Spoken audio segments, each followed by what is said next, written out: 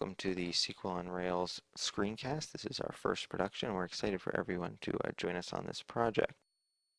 So SQL on Rails is a new web application framework developed entirely in SQL with a pure SQL development environment that makes developing web applications incredibly easy. And we're going to kind of demonstrate the ease of use of this new framework today. So rather than doing the traditional blog demo, we're going to start out with a full internet search engine. So here we are in the projects directory. We're just going to do a quick ls, see what the files are. And SQL on Rails comes with a powerful tool called SOAR, the SQL on Rails environment initializer, and we're just going to call our project bajillion because that's about how many results you'll get. So this init script is going to do quite a few things for us as far as checking dependencies, making sure we're all good to go there, setting up the environment, and creating our initial project directory and the one file that really will contain all of the application code for this project. We'll just go in there, take a peek, see the 1 bajillion.sql.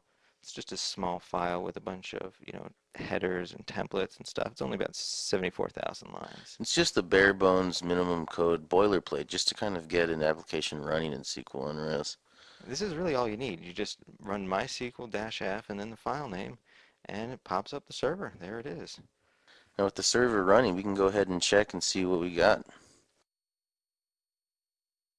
So just go to localhost, and there it is. That's the default SQL on Rails template. The default template is very helpfully instructs where we can go to customize what we're seeing here. So that's the first thing we're going to want to do.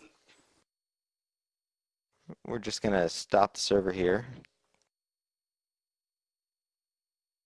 Now customizing your application is usually accomplished via editing the SQL file, but we've pre-prepared some small sed scripts that will do the customization for us.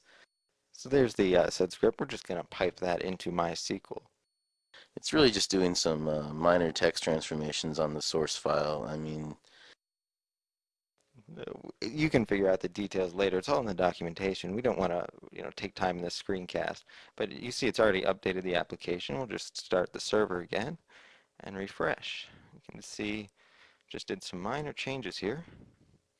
as you can see, it's now customized for our application, which is Bajillion, the search engine.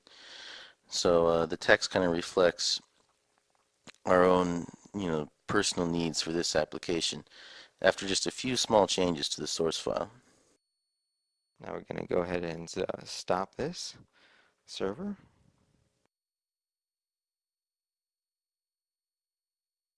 A search engine really isn't useful without a query input box on it. There's not much you can do about it. So we'll just pop this open here, and good old TextMate. Now you're going to see just how little code you have to write with SQL on Rails in order to add something like a form or handling input from the user in a web application developed in SQL on Rails. So all we do is just use a little snippet here and add the element. It's a text box, and the name is going to be query.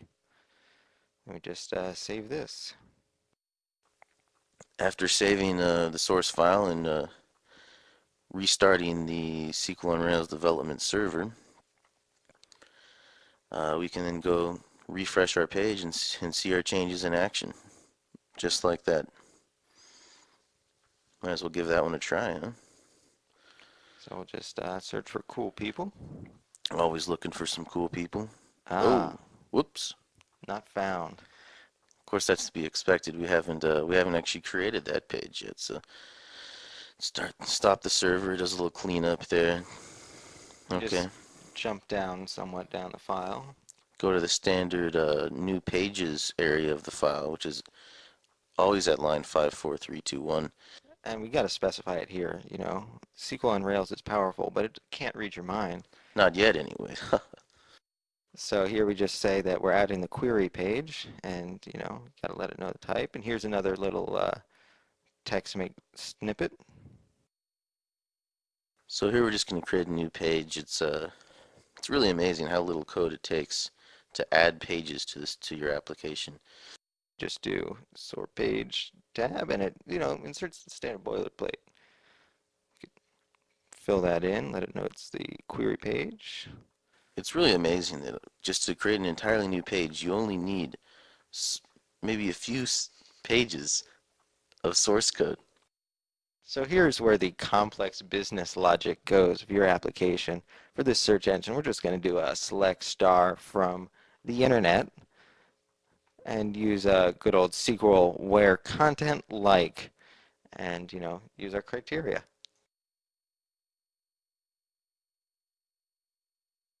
Okay, so there we go. We're content like criteria.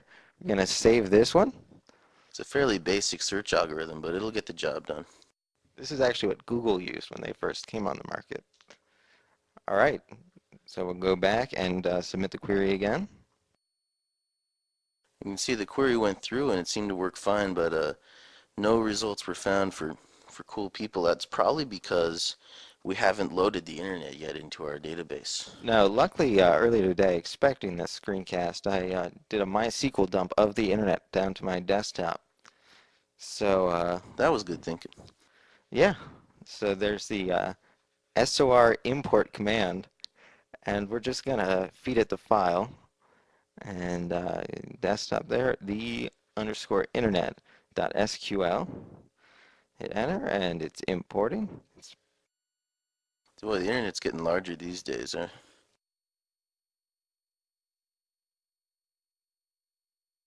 Yeah, it is. All right, that import's complete, and we'll just fire up the server again and switch back over to our web browser and refresh and see what we get. So this time, with the internet loaded into the database, you can see we returned all sorts of results for cool people. It's plenty of stuff. You got your big names. You got Mr. T there. If you go back to the top, Just you click can't really anywhere. you can't really argue with the fact that Guido should be at the top of this list. Yep. You got Jack Bauer, some other people, and Commander Taco. Whoa, Taco. Well, I mean, this is just an alpha version. I think we're gonna need some tweaking, obviously. It can't be perfect, but Yeah, I mean Chuck Norris should be on top. absolutely. But there's barring a few glitches, the application is already running, and I hope you noticed that you get image search for free. I mean, that's just one of the built-in features of SQL on Rails. We didn't even have to do anything. This is a small part of the full SQL on Rails framework. I hope you've enjoyed this demonstration of the amazing power that SQL on Rails provides you as a web developer, and we hope to see you more in the SQL on Rails community in the future.